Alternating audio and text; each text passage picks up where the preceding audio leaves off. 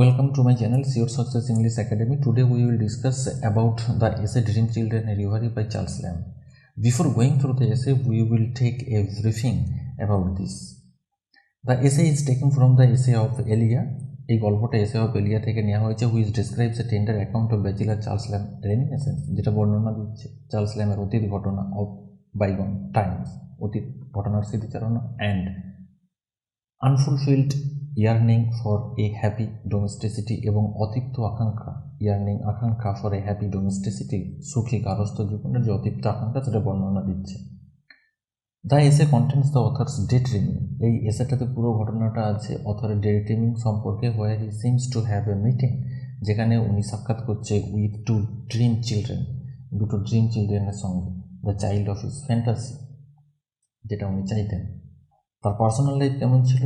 In his practical life he courted Ann Simmons for 7 long years, তিনি দীর্ঘ 7 বছর যাবৎ একজনকে ভালোবাসতেন, তার নাম ছিল Ann Simmons, with sometimes in hope and despairs, তাদের মধ্যে কখনো আশা কখনো হতাশা এরকম থাকতো। But ultimately he could not marry her, কিন্তু বাস্তবে উনি তাকে বিয়ে করতে পারেননি, and remained a permanent bachelor in his life, এবং উনি ব্যাচেলার থেকে গিয়েছিলেন। This essay is kind of wish fulfilment, এই এসেটাই তার ইচ্ছাটাকে বর্ণনা করছে, উনি তার ইচ্ছাটা পূরণ করছেন এই এসেটার মাধ্যমে। তিনি কি ভাবছেন? If he married and Simons, যদি উনি অ্যানি সাইমন্সকে বিয়ে করতেন, and had a little children, এবং তার যদি ছোট্ট শিশু থাকত। So let's come to the text. Children love to listen to stories about their elders. ছেলেরা গল্প শুনতে ভালোবাসে তাদের বড়দের সম্পর্কে। When they were children, যখন তারা বাচ্চা ছিল, শিশু ছিল, অর্থাৎ কারা না, এল্ডার্সরা যখন বাচ্চা ছিল।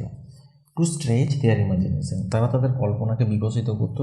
Two the conception of a traditionary great uncle or grand aunt, তাদের দাদু ঠাকুমা সম্পর্কে কল্পনাকে বিকশিত করার একটা ধারণা তৈরি করতো তাদের সম্পর্কে। হুম দে নেভার স, যাদের তারা কোনো দিনই দেখেনি, অর্থাৎ যাদের তারা কোনো দিনই দেখেনি তাদের সম্পর্কে একটা কল্পনা করে একটা ধারণা তৈরি করতো তারা কীরকম ছিল।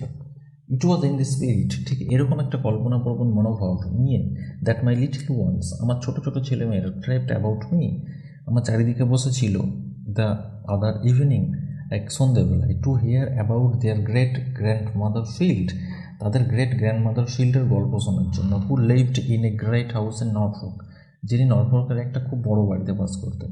এ 100 টাইমস বিগার দেন দ্যাট, 100 গুণ বড় ছিল, that in which they and papa lived, তারা এবং পাপা যে বাড়িটাতে এখন বাস করছেন তার থেকে 100 গুণ বড় ছিল। অর্থাৎ এখানে পাপা বলতে চার্লস ল্যাম, আর দে বলতে এই ছোটো ছোটো শিশুরা, যে সমস্ত শিশুদের চার্লস কল্পনা করছে।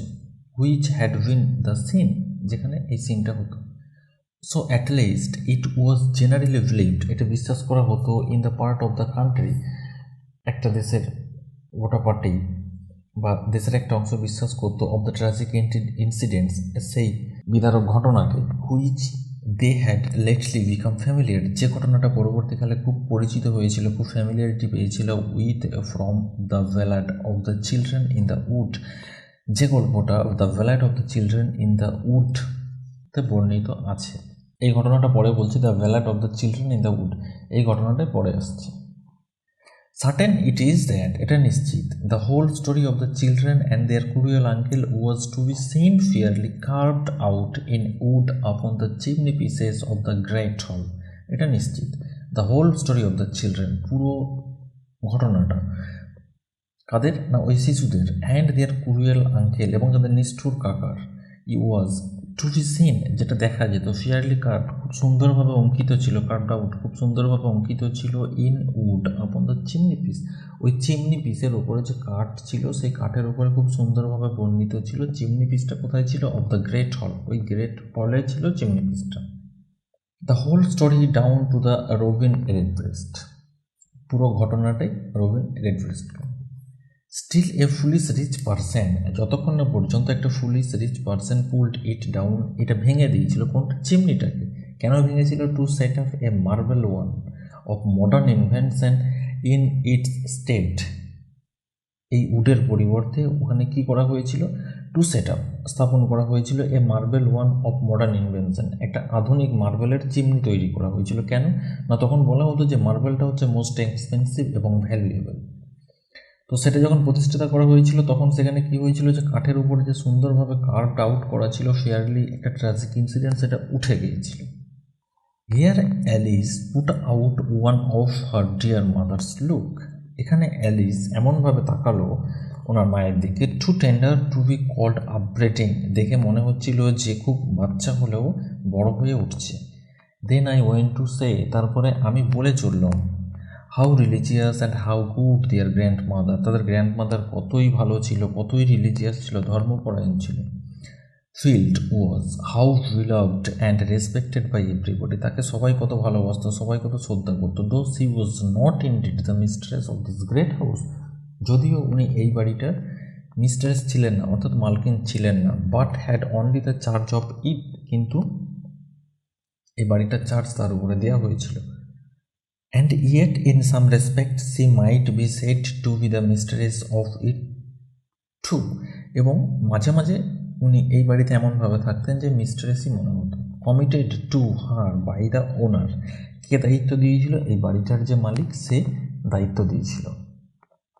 হু preferred living in a newer and more fashionable mansion, যিনি পছন্দ করতেন, কি পছন্দ করতেন?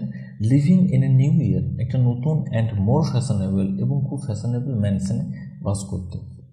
হুইচ হি হ্যাড পারচেসড, যেটা উনি কিনেছিলেন somewhere in the adjacent country, এই কান্ট্রির পাশেই কোনো একটা জায়গাতে উনি কিনেছিলেন। But still she lived in it in a manner, কিন্তু উনি এই বাড়িটাতে এমনভাবে বাস করতেন as if it had been her own, মনে হতো যেন বাড়িটা তারই। And kept up the dignity of the great house in short whiles lived, এবং kept up the dignity of the great house, এবং উনি এই বাড়ির মর্যাদা রাখতেন ইন শর্ট হোয়াইলস লিভড, তিনি যতদিন ওখানে ছিলেন ততদিন পর্যন্ত বাড়ির যথাযথ মর্যাদা উনি রেখে গেছেন। Which afterwards came to decay, তারপরে এলো সেই ধ্বংসের দিন। And was nearly pull down, এবং পুরোপুরি ধ্বংস করে দেওয়া হলো। And all its old ornaments striped, এবং ওর যে পুরনো সমস্ত কিছু যে অলংকার ছিল, অর্থাৎ সাজানো গোছানোর বাড়ি সাজানোর জন্য যে সমস্ত আসবাবপত্র জিনিস ছিল সেগুলো ক্যারিড অ্যাওয়ে, সেগুলো নিয়ে যাওয়া হলো to the owner's others house, ওনারের অন্য বাড়িতে।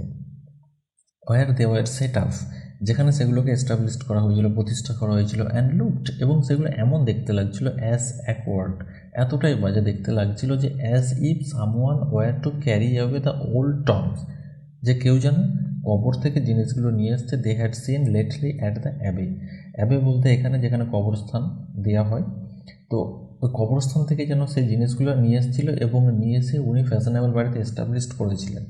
সেই জন্য বলা হচ্ছে যে ফ্যাশনেবল বাড়িতে এরকম পুরনো আসবাবপত্র, ভাঙাচোরা আসবাবপত্র আনাটাই যেন কবর থেকে তুলে আনা কোনো কিছু। অ্যান্ড স্টিক দেম আপ, এবং উনি সেখানে সেট করেছিলেন।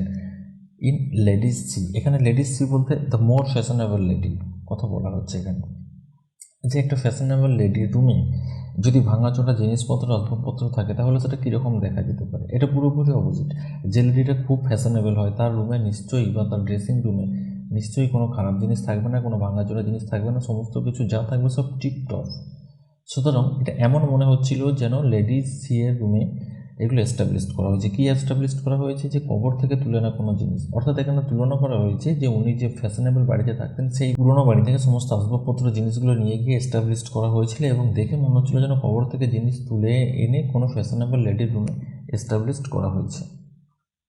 আজকে এ পর্যন্তই, এর পরের ক্লাসে বাকিটা দেখব। So thank you.